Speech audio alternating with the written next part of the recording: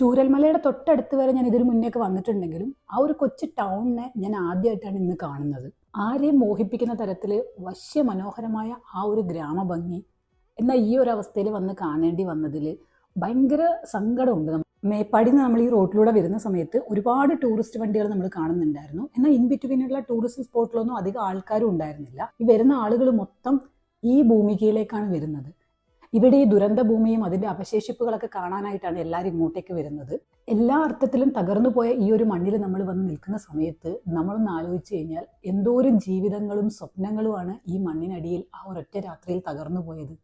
ധനുഷ്കോടിയൊക്കെ ചെന്ന് വിസിറ്റ് ചെയ്യുന്നത് പോലെ ടൂറിസ്റ്റുകളെല്ലാം ഇന്ന് ചൂരൽമല കാണാൻ വേണ്ടി വരുന്നതിനെ ഏത് തരത്തിലാണ് നമ്മൾ നോക്കി കാണേണ്ടതെന്ന് മനസ്സിലാകുന്നില്ല. ഒരു തരത്തിൽ നോക്കിക്കഴിഞ്ഞിട്ടുണ്ടെങ്കിൽ ഈ ഭൂമിക്ക് നമ്മൾ വന്ന് കാണണം. കാരണം നമ്മുടെ ജീവിതത്തിൽ നമുക്ക് എന്തൊക്കെ അഹങ്കാരം ഉണ്ടെങ്കിലും നമ്മൾ എന്തൊക്കെ നേട്ടങ്ങൾ കൈവരിച്ചാലും ഒരൊറ്റ നിമിഷം കൊണ്ട് ഇതെല്ലാം ഇല്ലാതാകാവുന്നതേ ഉള്ളൂ എന്നൊരു തിരിച്ചറിവ് നമുക്ക്